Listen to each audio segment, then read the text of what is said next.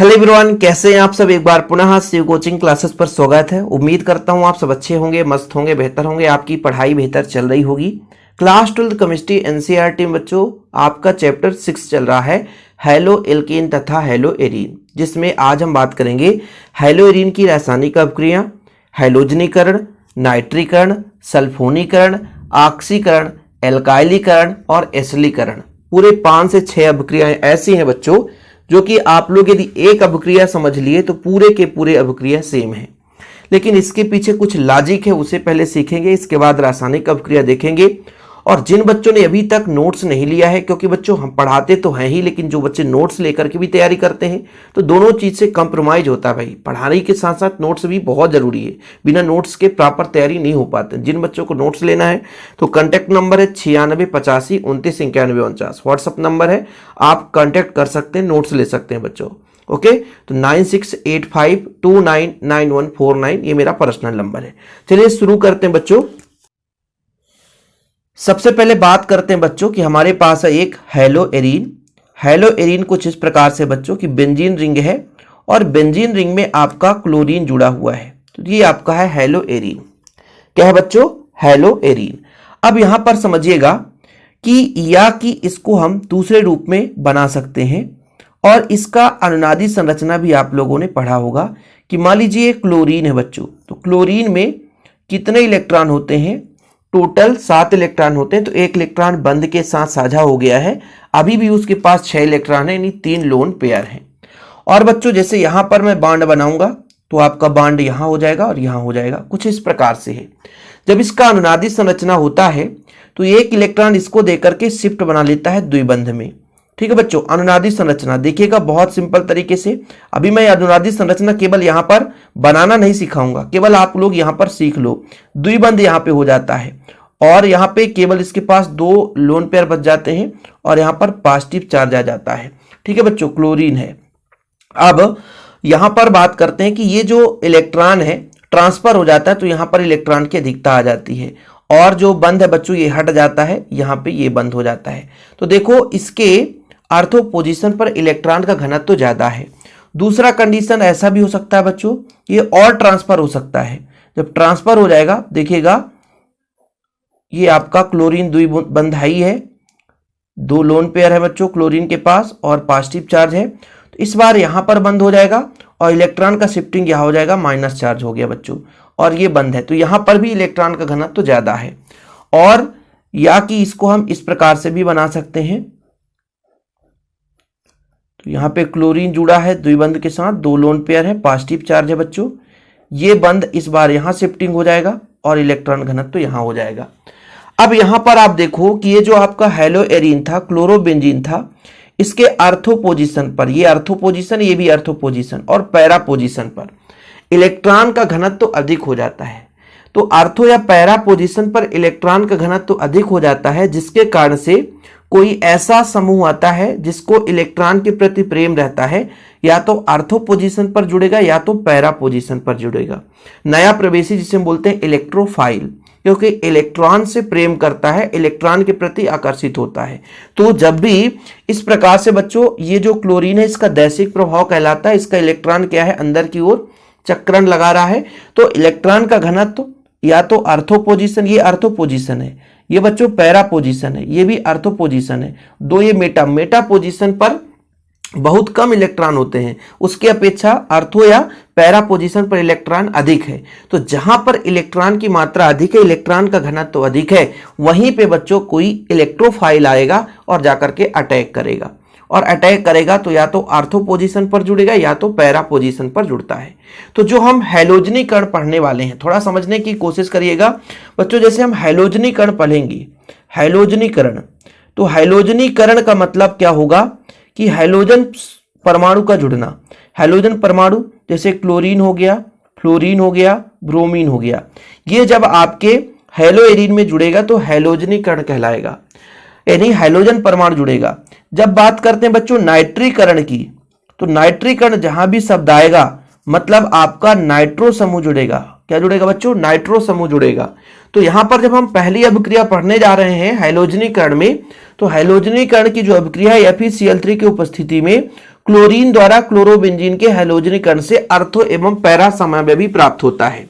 यहां से कैसे अभिक्रिया पूछा जाता है कि हैलोएरीन की अभिक्रिया संपन्न कराइए, दे देगा 4 अभिक्रिया, हैलोजनीकरण, नाइट्रीकरण, सल्फोनीकरण, एसिलीकरण। तो फिर आप लोगों से बहुत सिंपल तरीके से बन जाएगा।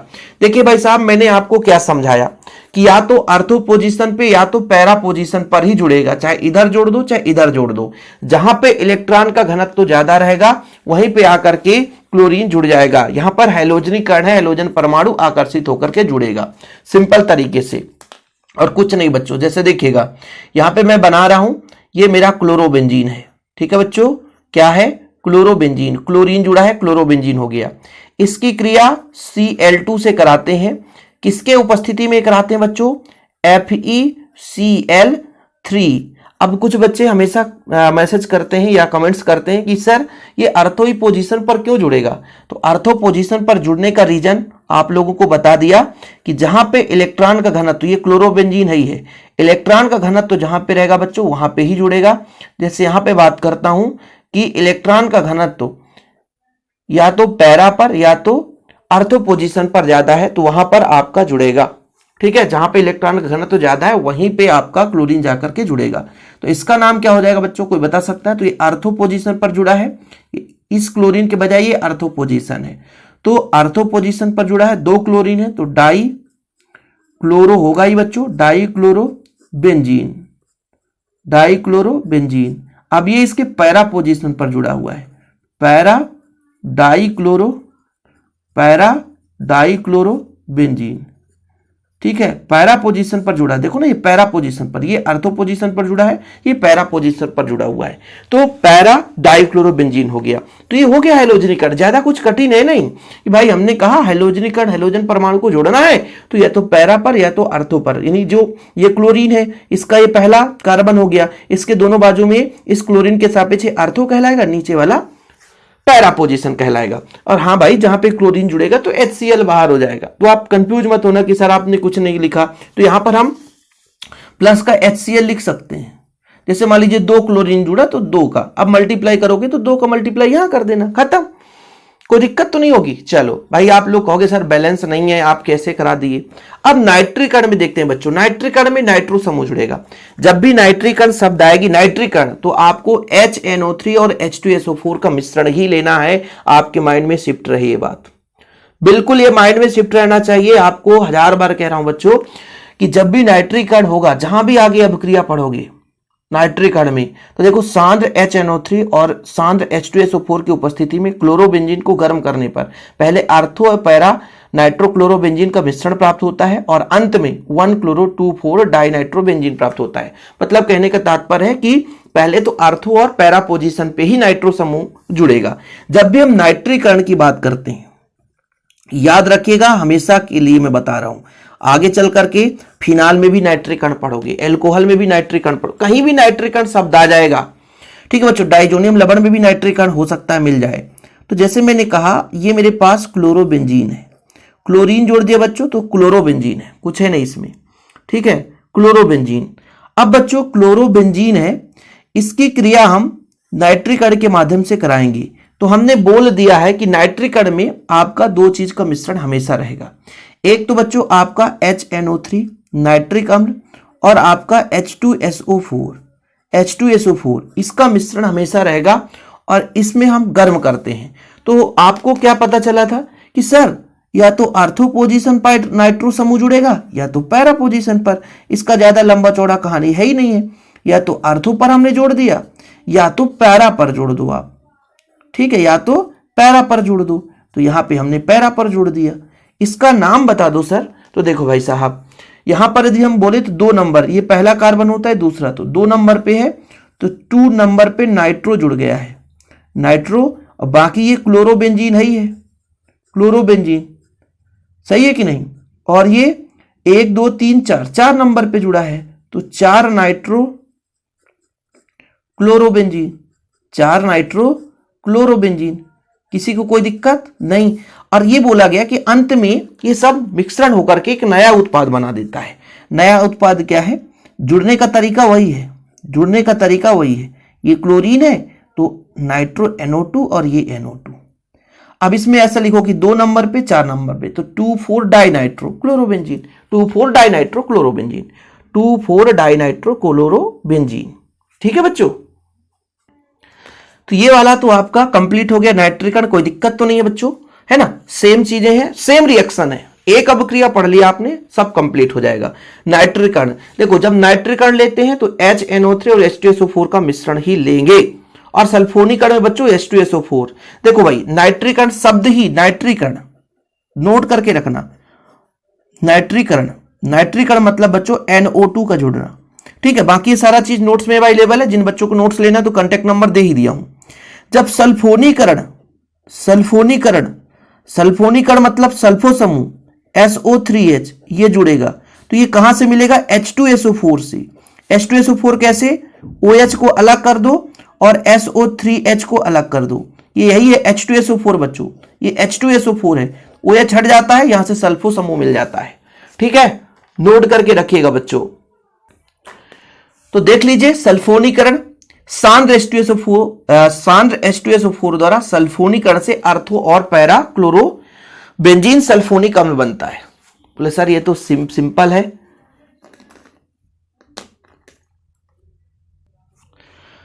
अब जैसे यहां पे देखिएगा,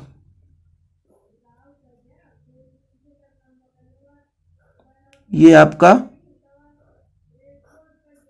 बेंजीन रिंग है, ठीक है, और ये क्लोरीन है। भैया H2SO4 लेंगे, सल्फोनीकरण में सल्फो समूह जोड़ना है। जिसको ये पता है कि हाँ सर सल्फो समूह तो हम सिंपल तरीके से जानते हैं कि SO3H होता है, तो एक आपको अर्थो पोजीशन पे जोड़ देना है और एक आपको पैरा पोजीशन पे जोड़ देना है। तो ये तो वैसे ही याद हो गया सर, सिंपल है।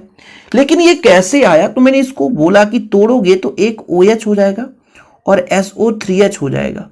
ये जो OH है बच्चों ये निकल जाता है और SO3H जाकर के जुड़ जाता है। अब जैसे यहां से H निकला होगा तो OH और H क्या बनाएगा? H2O के रूप में बाहर हो जाता है। तो ये सब चीज लिखने की जरूरत नहीं है। इसका नाम क्या हो जाएगा बच्चों? इसका नाम बता दो, अर्थो पोजीशन है। लेकिन ध्यान रखिएगा, अब ये जो मुख्य रूप से कार्बन होगा ये कहला जाएगा। ये सल्फोनिक एसिड है बच्चों, अम्ल की प्रायिकता पहले रहती है हैलोजन परमाणु से पहले, तो हम इसको बोलेंगे, इसका अब अर्थो ये हो जाएगा, अब इसका नाम चेंज हो जाएगा, अर्थोक्लोरो हो जाएगा, अर्थोक्लोरो सल्फोनिक, सल्फोनिक अम्ल, सल्फोनिक अम्ल। और इसका हो जाएगा बच्चों ये मुख्य कार्बन हो जाएगा, इसका पैरा पोजीशन ये हो जाएगा, तो para chloro, para chloro sulphonic अम्ल। ठीक है बच्चों, कोई दिक्कत तो नहीं है। तो ये वही रिएक्शन है, बस अर्थो और पैरा पोजीशन पर जोड़ो। अब यार बार बार वही चीज मत करो, सब सिंपल है। बोलो कि सर अब एल्किलीकरण क्या होगा? फ्रीडल क्राफ्ट अभिक्रिया, तो जब भी फ्रीडल क्राफ्ट अभिक्रिया आएगा तो निर्जल AlCl3 की उपस्थिति में होगा। बोले एल्किलीकरण कैसे होगा? देखो अभिक्रिया बहुत सिंपल है, अब आपसे सभी से बनेगा। मैंने कहा ये बेंजीन रिंग है, बेंजीन रिंग में क्लोरीन है, एल्किल हैलाइड की क्रिया करा दो CH3Cl, बहुत सिंपल बच्चों। मैंने कहा बेंजीन रिंग है, ठीक है सर, ये क्लोरीन है, इसके अर्थो पोजीशन पर CH3 जोड़ दो, और क्या करना है? पैरा पोजीशन पर CH3 जोड़ देना है, पैरा पोजीशन पर CH3 जोड़ देना है। और Cl कहां जाएगा? बोला ना कि यहां से H को लेकर के भाग जाएगा। लेकिन एल्काइलीकरण है ये, लेकिन फ्रीडल क्राफ्ट अभिक्रिया है, कई बार पूछा गया है। ये आपका बच्चों AlCl3 के उपस्थिति में ही संभव है, AlCl3 के उपस्थिति में ही संभव है। अब यदि आप कहोगे सर बैलेंस ही कराओ, तो 2 का मल्टीप्लाई यहां करेंगे, 2 का मल्टीप्लाई यहां करेंगे, क्योंकि 2 CH3 यहां पे है। और भाई साहब यदि आप सोचोगे Cl कहां गया सर, बता दो, लिख दो, नहीं हम नहीं लिखेंगे आपका रिएक्शन, तो 2HCl हमने लिख भी दिया, तब तो किसी को कोई दिक्कत नहीं होगी कि ये जाता कहां है, आखिर कहां जाता है, प्रेम का बंधन तोड़ के कहां जाएगा, मुझे तो नहीं मिल रहा है। तो ये सारा चीज आपको क्लियर रहना चाहिए, ठीक है। अरे भाई टेढ़ा मत होना यार, बच्चे लिखेंगे, नोट्स ना होगा तो नोट लिखना ही पड़ेगा। और जिनको नोट्स लेना है तो कांटेक्ट नंबर दे ही दिया हूं, 9685299149। ठीक है, ये आपका एल्काइलीकरण है। और यदि एस्टिलीकरण, जैसे एस्टिल क्लोराइड की क्रिया कराते तो क्या बनता? जैसे आपका ये बेंजीन रिंग है, देखिएगा ना, बिल्कुल सिंपल है, सिंपल है। ये आपका एल्किल हैलाइड था, अब इस बार एस्टिल हैलाइड हो जाएगा, मतलब CH3COL, इसका नाम है एसिटिल क्लोराइड। वही same position AlCl3 same same बच्चों। अब कुछ नहीं, Cl बस को निकालना है, Cl को निकालना है। Cl जब निकलेगा क्या बचेगा, COCH3 आर्थो पोजीशन पर, और सर क्या होगा, एक पैरा पोजीशन पर COCH3 हो जाएगा। ठीक है, अब किसी को कोई दिक्कत नहीं होना चाहिए भाई, ये सिंपल है यार, ये सिंपल है। चलो एसिलीकरण भी देख लो कि एस्टिल क्लोराइड से निर्जल AlCl3 की उपस्थिति में अभिक्रिया करके एरोमेटिक कीटोन बनाते हैं। एरोमेटिक कीटोन ये हो गया बच्चों, एरोमेटिक कीटोन। ठीक है, तो आपका ये कंप्लीट हो गया है और आप लोग इसे आसानी से सीख गए होंगे। सारा अभिक्रिया सेम है, लेकिन हाँ बच्चों, जिन बच्चों को नोट्स लेना है तो अभी भी नोट्स नहीं लिए तो नोट्स जरूर लेना। कांटेक्ट नंबर है 9685299149 9685299149। ये मेरा व्हाट्सएप का पर्सनल नंबर है, जिनको लेना है तो ले सकते हैं। बाकी आक्सीकरण ये आपका काम है। चलो एक और अभिक्रिया है जो कभी नहीं पूछा गया है, तो इसको नहीं समझा रहा हूं, ठीक है, ये आपका काम है, इसको पढ़ना है, फिर बताइएगा जैसा भी रहेगा। ओके, ना समझ में आए तो बताना, बाकी ये सारा कहानी तो आपको समझ में आ ही गया होगा। और नोट्स जरूर ले लें, सब में वही है, आर्थो पैरा, बस इतना दिमाग लगाना है कि क्या जोड़ना है। एसिलीकरण में आपका क्लोरीन हटेगा, CH3CO जुड़ गया, CH3CO जुड़ गया। भैया एल्किल हैलाइड लिया था तो एल्किल समूह जुड़ गया, क्लोरीन हट गया। ठीक है, इतना ध्यान रखना है कि फ्रीडल क्राफ्ट अभिक्रिया, इस आज के इस लेक्चर में कई सारी चीजें आपको याद रखना पड़ेगा कि फ्रीडल क्राफ्ट अभिक्रिया किसके उपस्थिति में होता है, AlCl3 की उपस्थिति में होता है। नाइट्रिक अण का मिश्रण क्या है, सांद्र HNO3 और सांद्र H2SO4। कई बार ऑब्जेक्टिव क्वेश्चन पूछा गया भाई, कई बार ऑब्जेक्टिव क्वेश्चन पूछा गया और बच्चों से नहीं बनता है, फिर नहीं बनता है। लेकिन भाई साहब ये चीज आपको माइंड में याद रखना पड़ेगा। जैसे आप लोग अभी देखे हो कि आर्थो एवं पैरा ही पोजीशन पर क्यों जुड़ता है, क्योंकि बेंजीन के आर्थो एवं पैरा पोजीशन पर क्लोरीन के दैशिक प्रभाव के कारण इलेक्ट्रॉन का घनत्व वहां पे ज्यादा होता है। तो इलेक्ट्रोफिलिक जो अभिकर्मक है, यानी जो भी प्रवेशी पदार्थ है, इलेक्ट्रोफिफाइल जिसे बोलेंगे, तो वो आकर के अटैक वहीं पे करता है जहां पर इलेक्ट्रॉन अधिक होता है, इलेक्ट्रॉन से उसे प्रेम रहता है। ओके बच्चों, तो ठीक है, वीडियो पसंद है तो लाइक करके शेयर कर दीजिएगा। डिस्क्रिप्शन पे हमारे ऐप का लिंक मिल जाएगा, व्हाट्सएप ग्रुप का लिंक मिल जाएगा, जिसको भी ज्वाइन करना है, टेलीग्राम में ज्वाइन करना है ज्वाइन कर सकते हैं। फिलहाल अभी के लिए इतना ही। जय हिंद, वंदे मातरम।